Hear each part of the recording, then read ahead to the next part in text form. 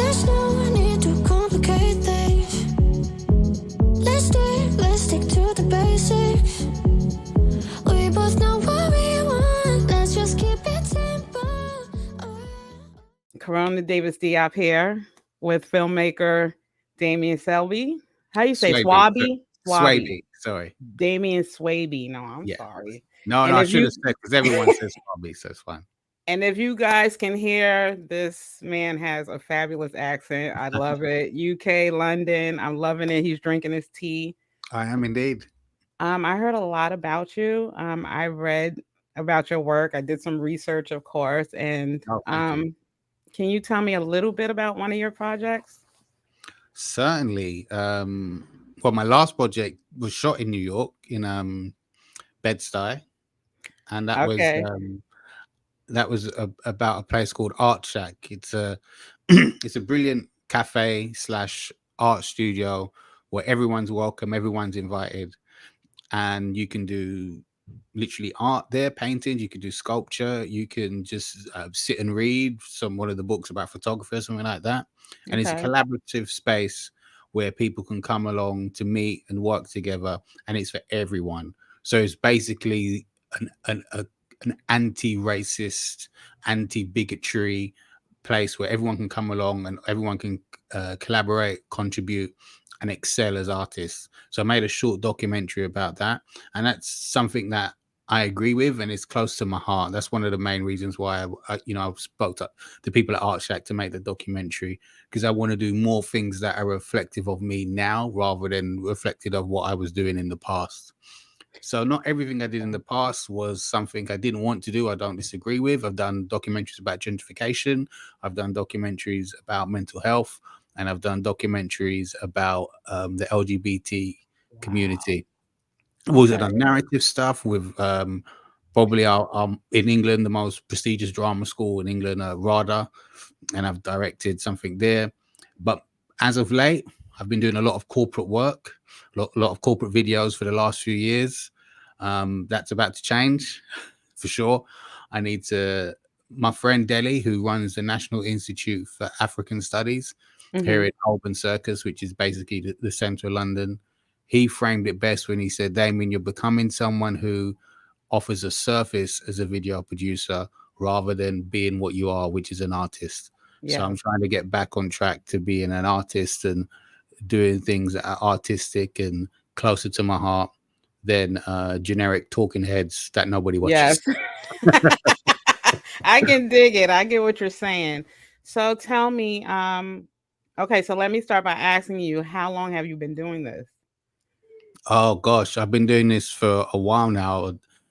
A friend sent me a short film I shot for him years back, and Mhm. it just made me think, because I looked at it and I thought, well, this should have been done differently. This should have been done differently. This shot shouldn't have been there. That shot shouldn't have been Right. there. The lighting's up too bad there. So basically, I've been doing it for 10 years now, and Okay. it's been a rocky road up and down, things like that, finding my feet. But I think Right. professionally, in terms of, because I'll be flat out honest, a lot of indie filmmaking, a lot Right. of narrative stuff, it's not gonna keep the lights on. In my case, it's but a lot of the corporate and the documentary stuff does keep the lights on. And Wow. I think been doing it for a while, and I'm somewhat settled. So in I that sense, love that. I love that tidbit of information between the projects that keeps the lights on and the projects that don't really keep the light on. yeah, I yeah. like that perspective. When you went to get your first piece of equipment, tell me about that experience. How do we show young people, or not even just young people, beginning filmmakers, how to, walk into a store and ask for the right thing, or how to use their phone, or what do we do with these guys? Well, what I would say is, in the last 10 years, the way things have moved on, it's absolutely incredible. And if you're young within your career, if you just started, no matter who you are, where you are, what your age is, there is no feasible way that you can't make something look decent with the cost and what we have available to us. So, for example, I've got an iPhone. I think it's an iPhone 8. I'm not even sure. You can download an app called Filmic Pro, and that allows you to have the capabilities of a camcorder. So what I mean by saying having the capabilities of a camcorder is you'll be able to set your zebra settings, you'll be able to set your white balance, you'll be able to monitor your audio, you'll be able to change resolution, you'll be able to do export, you'll be able to export your file at different resolutions, different file formats. So having those functions on your camera on your iPhone or Android, sorry, you're able to have a gateway into thinking about how you shoot things if you had a camcorder on your phone, if you could afford a camcorder. So there's Right. all these small things that are happening now, just by having an iPhone that can set you on your way. You can even have Adobe Premiere Pro on your iPhone. If your eyes are better than mine, you'll be able to edit on your iPhone. I can't do that, unfortunately. But there are different apps, different settings, different procedures that you can go through with just an iPhone to become a filmmaker. On top of that, when you do choose a camera for your project, no one camera fits all. So you have to think about, what is my project about? Where are the locations? How long will the duration of the shoot be? Who will be in it? How wide will the focal length need to be? There's so many different things to think about when you're going to decide what camera you're going to pick for your project. So again, I'll mention the iPhone or an Android, because if you're shooting a documentary, I think you might not even need to go to the App Store and download an app like Filmic Pro. I think you can just point and shoot, because some of these phones have brilliant already built-in Yes. modes to film Hmm. things. Yeah. I've shot documentaries on my iPhone. I've shot corporate videos on my iPhone, and no one's batted an eyelid and said, that doesn't look like a DSLR. That doesn't look like a mirrorless camera. So it depends on the project and what you're shooting, why you're shooting, who you're shooting it for, and what your expectations are. The only drawback I would say in regards to shooting on an iPhone or an Android is, if you was to put the video or the finished project up on a big screen, a cinema screen, it Right. might not look the best. But I Hmm. think for a lot of us at a certain level, we're filming things that would go on social media platforms, maybe Twitter or Instagram or YouTube. And a lot of us watch YouTube on our laptops. Right. There's smart TV. Some people, on Vimeo, would watch something on a smart TV, but generally we're not making projects that are going to be delivered for cinema screens. Okay. Because I've My, had people send me projects to look at, or I've seen it on social media, and it will be a caption that says, watch on phone only or watch on tablet only, because like you said, if you blow it up, it's gonna yeah. look distorted. See, that's interesting, because I always think it's down to the person or the production to export a file that's ready for the platform they think people are going to watch it on. It's not the job of someone in the audience to go and find the right platform to watch a video on. So, for example, if I send you a video, or if I send Sal a video, or whoever, Sal, who runs L Prime TV, it's for me to make sure it's exported in the appropriate format for the platform that I believe he'll watch it on.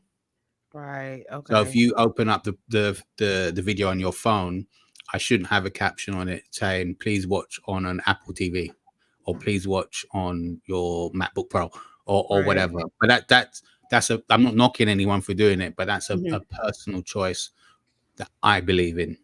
Right. So a long-winded spiel from me in terms of the first camera I use, which I would still recommend to this day, because I learned so much by using this camera. And it's called a Canon 600D in the UK, where I'm from. But Okay. in America, it's called a Rebel T2i. That's what I use. Oh, brilliant. I use that Brilliant. series. Yeah. Brilliant. Now, when I bought it, wow, almost 10 years ago, the cost was going to be a bit different. And admittedly, I bought it secondhand. I've had Right. so many different cameras over the last 10 years, but I Yeah. think only two I've bought firsthand. Yeah, only two. I've got the boxes with me, but I won't show So that. you can, just to let these guys know, these young people know, you don't have to go out and get a $2,000 camera, No, and you you can don't. buy it secondhand, and it's fine. 110%. And I would also say to young people, I think you'll make a mistake if your first or second or maybe even your third camera costs £2,000, Okay. because the camera, like I've said to many people, uh, some of them don't listen. One person in particular certainly doesn't listen to me when I say the camera is not this magic thing that will make your film better. You, Yes. you know, you need to understand lighting, framing, Yes. composition, art direction. All of those things are going to really, really make your work stand out. Right. Uh, and people say, I've shot this at 8K. And I think, oh, wow, okay, that's very good. You've got a huge file to send people. Well done. Um, but unless you understand composition, lighting, art direction, and things like that, it's still going to look crap. There's no way around it. Right. You know, Right. you have to learn things. You have to read things, listen to podcasts, go on YouTube. There's so many YouTube channels that will teach you Yes. so many great Do things. your homework. Yes. Exactly, do your homework.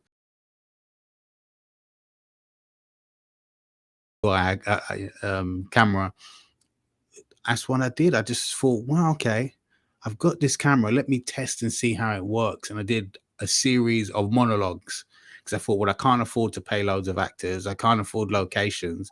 So I just set up some lights and see what it's like for me to film people doing monologues, see if I can get that right first, because it's one Right. scene, it's one frame, basically.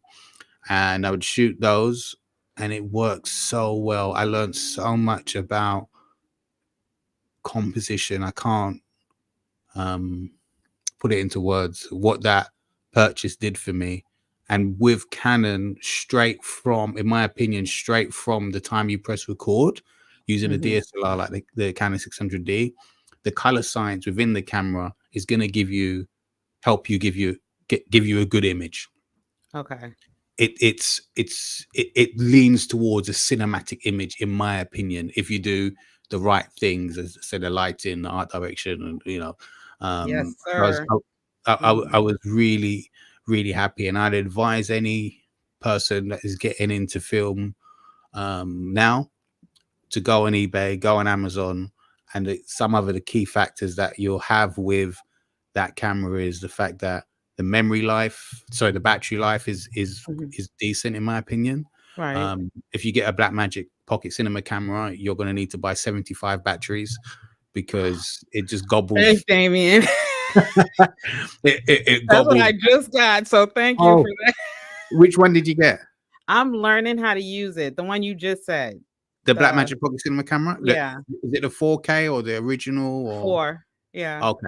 So yeah, that's a fantastic camera. I heard it's a battery eater though. Yeah, the Yeah. image quality is brilliant. That's for sure. The battery life is insane, and you're gonna need to get at least can don't know if you can I get 500 100. and Wow. 512. Yeah, you're gonna need to get some fast 512 gigabyte SD cards So at like you least. said, I have to do my homework. I got to watch videos, I got to Yeah, read just like yeah, beginners cuz I'm a beginner with this camera.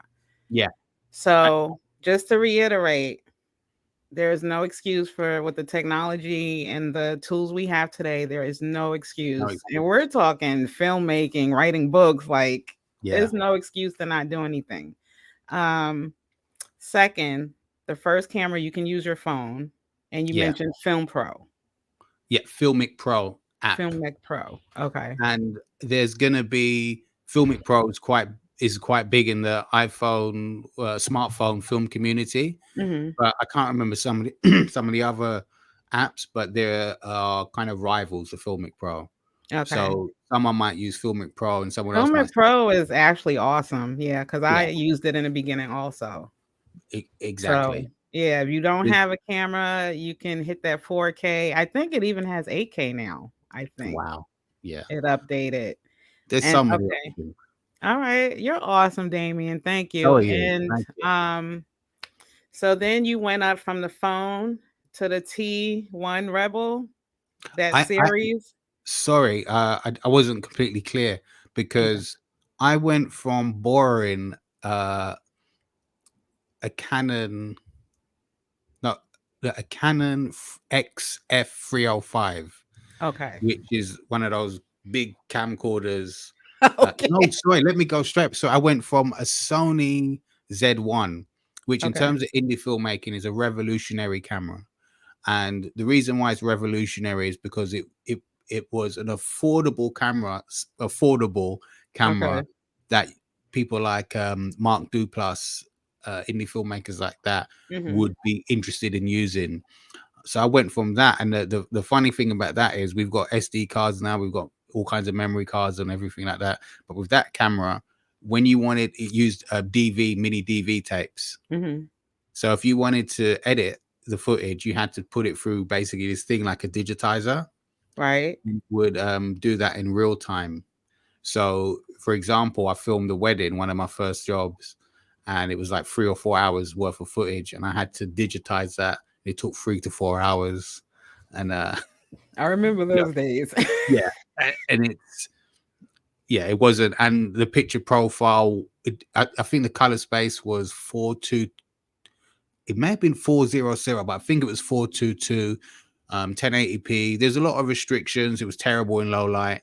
Mhm. But again, it was from a camcorder perspective, and I learned so much technically and as an operator from using that camera and understanding some cameras are not meant for everything. And I mean, holding Right. this big ass camera, sorry, big camera was not easy, you know, that, and it has got a zoom lens on it. So as I was reading things about focal length, I'd think, oh, wouldn't it be nice if I had a 50mm lens so I Mhm. can really make this person stand out in the Right. background and shallow depth of field and all the rest of it. But on that camera, you just couldn't do it. Uh, Right. so when I got the 600D, I Mhm. was like, oh my gosh, I've got different lenses I can choose from. Oh my Right. gosh, it's this. Look at me, I'm Roger Deakins. This is amazing. You know, you get carried away and you're so happy about it all. Right. But getting the 600D allowed you to change lenses. It allows you as well to download a different app called Magic Bullet. And the great thing about that app is it gives your DSLR camera the capabilities of a camcorder, i.e., monitoring audio, changing the picture profile, changing resolution, changing saturation, Wow. sharpness. And you can download Magic Bullet on an SD card and operate it in your camera as you record your short film or your documentary or whatever. So my journey was from a Sony Z1 to a Canon 600D, and that's when I started getting interested in iPhone filmmaking because I realized in terms of space, uh, in terms of weight, in terms of being able to transport a camera and things like that, the iPhone looked like a perfect solution because it's Yes. even smaller than the 600D, Yes. and the 600D was like a child compared to an adult Sony Z1. So those Right. are other things Mhm. I would say to people starting to consider is transportation, memory, battery, what type of look you're going for, because the 600D was so close to the film look and I think most of us love, that made things really, really easy for me. And Right. when I think about 8 years ago, I would have started with iPhone filmmaking. And I think it's fair to say 8 years ago, the iPhones weren't what they are now. So now, Yeah, they it, weren't.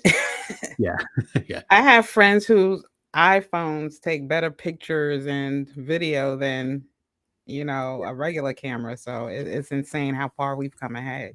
Oh gosh, yeah. So thank you so much for sharing this tidbit of information. And I know I'm gonna use it. I haven't been filmmaking that long, so you really teaching me. You're a good teacher, man. Thank you so Oh, much thank you. for Thanks. joining us. Thanks. Um, okay, that's it. Our first, we did it, man. We did So it. I'm gonna cut it at. Thanks for joining us.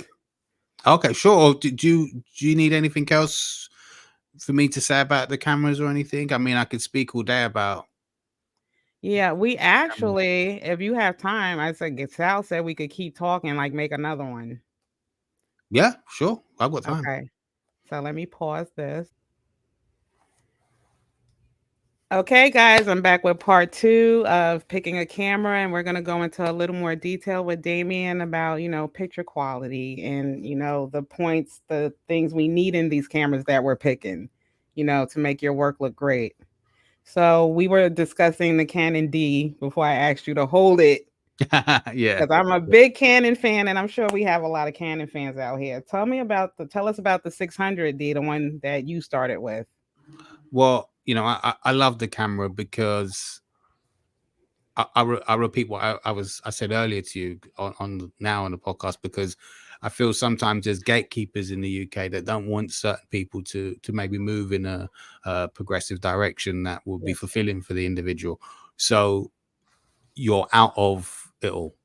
And a lot of times before, editing equipment, camera equipment, locations and stages or whatever, sound stages, whatever, are very expensive and feel out of reach. With Yes. a Canon 600D, just made it feel like, for me anyway, that this is my way of learning, making the stuff I want to make, doing the stuff I want to do that will push me forward. And the great thing was, it didn't cost me $2,000, or I was in England, as I'd say, £2,000. It Right. it was affordable, it was flexible, and it was available, and it could push me forward. And I think the first thing people should think about when they are interested in cameras is, well, what can seriously push me forward? A good example would be, if someone were to buy, say, a C300 camera, part of Canon's C series, Mhm. in beautiful cinema cameras that they have, camcorders that they have, there's no point in buying that camera, because you probably won't be able, maybe, I shouldn't say probably, you might not be able to use the camera at its full capabilities because of the size of the files. If you shoot at 4K or 6K resolution, you would Gotcha. need a very fast laptop, a very fast MacBook maybe, to be able to edit the files on the camera, or the person who's going to edit the files would need that. Sometimes when you first start, you're not able to have that laptop or understand how Mhm. to use it in the right way, or have people around you that would be able to do that. The great thing again about the 600D or similar camera is the file sizes are quite small. So when I first started, the editing software I had was the editing software that was on my laptop. There was Right. no choosing Avid, Final Cut Pro, Premiere Pro. It was like, what have I got? Take what you get. And I opened up, and it was Windows Movie, We've all been there, yeah, yeah. and it could edit the files. So I was like, this is brilliant. And I think it's always best to start with what you got, So would and what you you say can do. that the fancier the camera, it seems like the more issues you would have to deal with? You would have Definitely. to get the software and the laptop, the speed and the yeah. Yeah. And if someone were to get a what's known as a cinema camera, a Black Magic camera that we Mhm. briefly mentioned, then the whole reason to have a cinema camera would be to shoot in a log file. Like there's Sony S log, there's C log for Canon, and there's Yes. Blackmagic Raw. Mhm. Uh, well, it's not Blackmagic Raw, is it? Blackmagic, is it Blackmagic log, cinema, whatever log? Yeah. Sorry, it escaped my brain. Sorry, but Blackmagic itself is a company that is designed, that was set up for color grading. So their cameras are based to be able to color Mm, grade. So okay.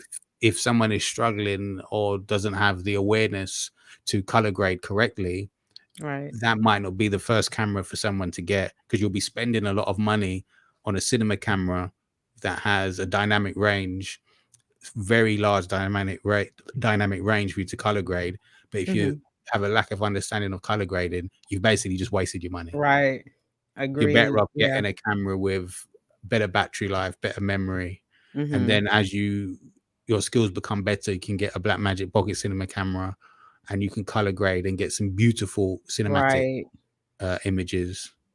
Right. Really, when you'll start to, if you get a Blackmagic Mini Ursa, luckily that's what I Mhm. have now. Mhm. You are, in my opinion, operating in the realm of Netflix, potentially Netflix approved programming. Okay. And Gotcha. yeah, Just to reiterate on what you're saying, that I heard last year that Netflix wasn't they were taking a particular camera. They were starting you had to shoot with a particular type of yeah, camera to even for them to even look at it. Yeah, they have their list. Canon C70, I think, is one of the cameras. Yeah, the C70, I think, is one of them. Obviously, Alexa Mini, Alexas are going to be a part of it. The Mhm. Sony FX6, the Sony F5, I think. But again, these cameras that I've just mentioned, they're never cameras you should start with because Right, they're very right. advanced, they're very expensive, and unless you have done certain work before in terms of just like the reading, the YouTube, film school potentially. I mean, it's not for everyone. I didn't go to film school. Right, Um, me neither. Mhm. yeah, there's people learn in different ways. People learn for different reasons, and there's many different ways to learn. There isn't one right way to learn. Thank you for saying that, Damien. Can you say that again, please? People learn for different reasons, and there isn't one right way to learn. Yes. There isn't. Unfortunately, I have one or two friends, sadly one in particular, who did go to film school, Mhm. and it kind of was like his badge of honor, but he never made anything, and no one hired him. So I Yeah, kind of look and I yeah, think I know what you yeah. I'd like to have that conversation with him now we're older, but Mhm. I don't think film school can educate you to be technically skilled. I think that's maybe a fair thing to say, Yes, but sir. there are other things that can educate you on how to get a job. Yes. Um, and there's a very separate things, and I think a lot of people maybe don't understand that or have difficulties acknowledging the reality of what happens in the competitive nature of the workforce. Right. Right. Because being my age, being older, a older filmmaker, I had to learn. I had to read. I didn't have time to go to school. Mm, You got a family, you got children, yeah, or say you're younger and you got college and jobs and you got to take care of parents and siblings. Filmmaking school and no money, filmmaking school is not a reality. yeah, But everything in filmmaking school is on YouTube, social yeah, media. It's about, if you want the structure, school, yeah, you want the structure and you want to go in at a certain time and sit and learn, yeah. But if you're on a go, which is most of us, yeah. we have to learn on our own, yeah. And the thing about learning on your own, what I find, just is just my experience, is if you're someone who says, okay, I'm going to learn on my own, then maybe you never stop learning because Yes, yes, you have your own set of system, or you have your own system, so your boundaries are different because there is no certificate at the end, or no medal or whatever, that's so you're right. constantly learning. Like, even after I'd made my last documentary, Art Shack, I went on eBay and bought a book about directing documentaries, and I've been directing documentaries for nearly 10 years Wow. because there's going to be something somewhere that I don't know. And I feel if you restrict your education just to a 3-year period, you may restrict growth. That may be a controversial thing for me to say, but I'm just basing it on I some of the understand. people I know and some of the Right, experiences I've had.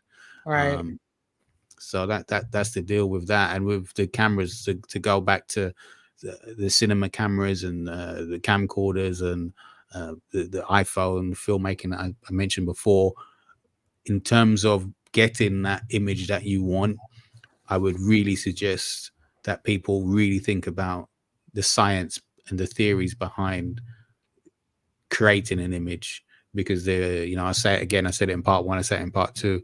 There is no camera that you can just press record and your film just start to look like, There's no your magic. You mean there's no uh 8,000 pound magic camera that just no, no, or 200 pound camera that just click and shoot and is the perfect oh my no. god, I wish. And I Wish. think when people do think that they can just buy a camera and things will just change like automatically, they'll Mhm. press record and they'll have the best cinematography in the world. I wonder what their true ambitions are, Because if you're not really interested in the work you have to do to create the image you want, why are you doing it? Why are you doing it? Is it for recognition? Notoriety, Yeah, because it yeah. looks fun. It looks fun. Did you know, holding the camera and taking a shot of you holding the Hmm. camera on Instagram, is that a cool thing? Um, because for all of us, I mean, anyone listening, your favorite filmmaker would have really thought about certain aspects of filmmaking. He Right, wouldn't have taken it lightly, right, whether that's writing, editing, cinematography, what producing, whatever. right. And that aligning yourself with a good producer is a way to make your images look good as well. So, for example, if you have to shoot a scene in a bar and the bar has a natural, sorry, not natural, practical lights. What I mean by practical lights are lights Hmm. that already exist in the scene that can help tell your story the best way possible, Right. rather than you buying or using additional lights to come into that scene. So if the situation is you're using the lights in the bar, behind the bar, for example, that would light the spirits, the vodkas and the gins and the Bacardi or whatever in the Okay. background, helping that, so that light helps create a certain look for your scene, as well as the colors of the bottles and the colors of the browns on the bar, maybe, and maybe the waitress has got a white Mm. shirt on that glows, and that white shirt can bounce light underneath her chin that Awesome. eradicates a shadow. If you put Okay. a 600D in that type of scene with a 50mm lens, say a Right. 1.4 50mm lens, f-stop 1.4, that allows a lot of light to shoot straight into the sensor, you're probably going to get a cinematic look Okay. that you would like. Hopefully, maybe. But if you have a producer or a location manager that says, hey, just, any bar will do. Yeah, my dad's mate's got a bar. I can't remember what it looks like. We'll just film there. And then you turn up and it's just not right for your film. There's no practical lights. It's too loud. You can't say to someone, "Can you be quiet while we film this scene?" because he's drunk and he tells you to piss off. The producers just like don't Did care. you really? Did you experience that? I mean, it sounds like you're telling a story with. Were you close to that? I'm close to situations like that, but not that. I give you an example. It's a bit different with sound. So a producer and the sound person. Well, she said she was a sound person, but she's not. Found a bar. We got there, and the other sound person was like, "We can hear the fridges on." And Hmm. it's like, well, if the fridges are on, that's going to mess with our audio. Yes. And we're like, can you turn the fridges off? And they were like, well, no, because, we need our bottles of beer to be cold when we open. Mhm. So a good producer wouldn't allow that situation to happen. A good location um, manager, a good sound person would walk in a room and know where the problems are. They would Mhm. just they'd be able to hear Right. that. Right. And Mhm. and your cinematography and your camera choice might be great, but if you have bad sound on your film, We know about that. Yeah. yeah, I know about that one. Yeah. I've learned the hard way. Um, So I have a question for you.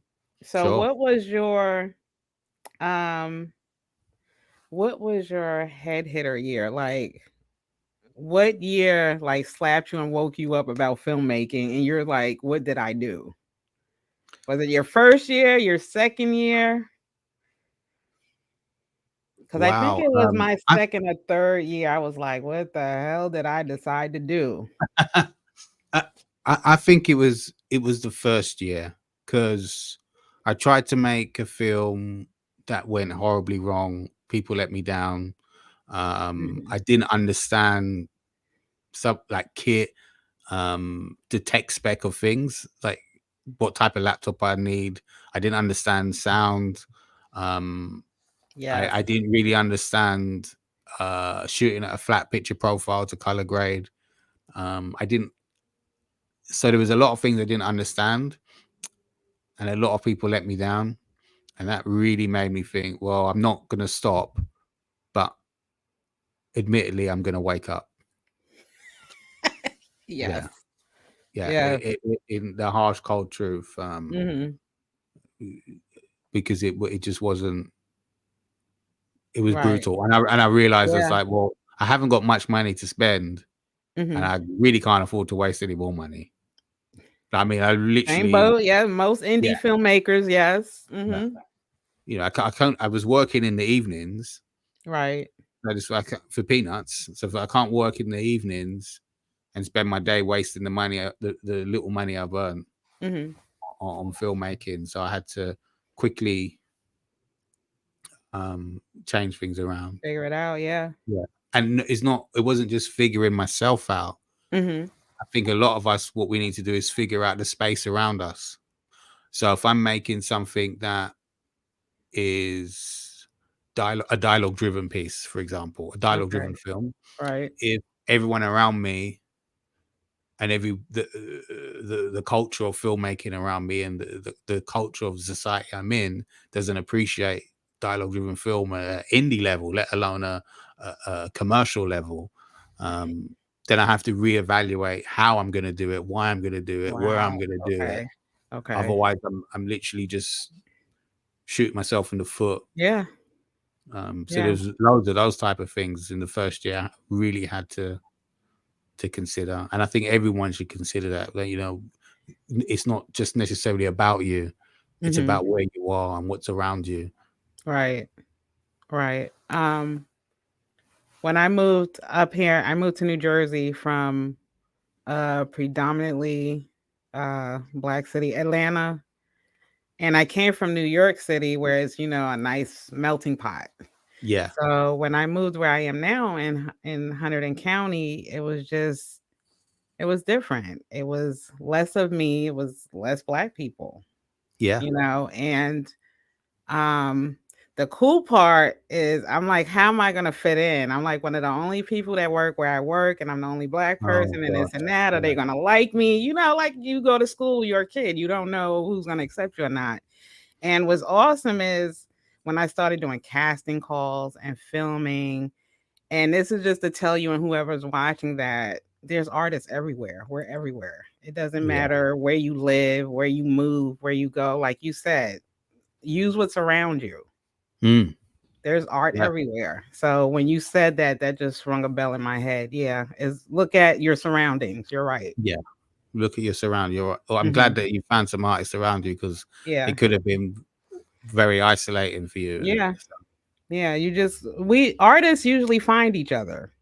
Yeah, We usually gravitate to each other. So it's been easy in that aspect. It's been easy. yeah. So would you say that doing what you're doing, you started to find like more like-minded people gravitating towards you, like more artists, filmmakers?